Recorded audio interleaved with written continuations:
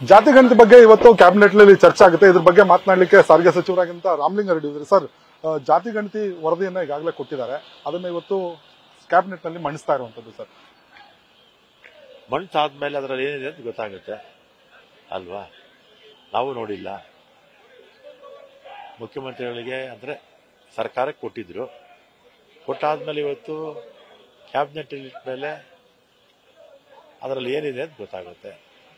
ಆಮೇಲೆ ಏನಾದರೂ ನಾವು ಕಾಮೆಂಟ್ ಮಾಡಬಹುದು. ಸರ್, ಪ್ರಬಲ ಸಮುದಾಯಗಳು ಒಕ್ಕಲಿಗ ಮತ್ತೆ ಲಿಂಗಾಯತರು ಈ ಒಂದು ವರದಿ ಅವೈಜ್ಞಾನಿಕವಾಗಿದೆ, ಹಾಗಾಗಿ ಇದನ್ನ ಜಾರಿ ಮಾಡೋದು ಸರಿಯಲ್ಲ ಅನ್ನೋ ಒಂದು ಆರೋಪಗಳನ್ನು ಮಾಡ್ತಾ ಇರುವಂತದ್ದು. ವೈಜ್ಞಾನಿಕನೋ ಅವೈಜ್ಞಾನಿಕನೋ ಯಾರಾದರೂ ನೋಡಿದಾರ?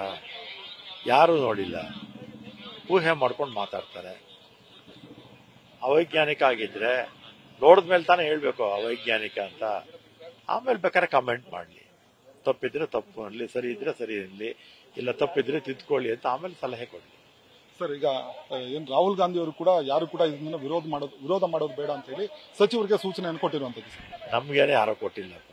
ಮಾಧ್ಯಮಗಳಲ್ಲಿ ಆ ರೀತಿ ಬಂದಿರ್ಬೋದು, ನಮ್ಗೆ ಯಾರಿಗೂ ಆ ರೀತಿ ಸೂಚನೆ ಕೊಟ್ಟಿಲ್ಲ.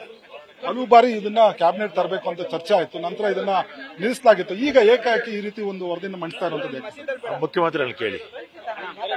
ಇವಿಷ್ಟು ರಾಮಲಿಂಗಾರೆಡ್ಡಿ ಅವರ ಮಾತಾಗಿರುವಂತದ್ದು. ಕ್ಯಾಮರಾ ಪರ್ಸನ್ ರಘು ಜೊತೆ G Manjunath, news first Bengaluru. News first ನಿರ್ಭೀತಿಯಿಂದ ನಿಮ್ಮ ಪರವಾಗಿ.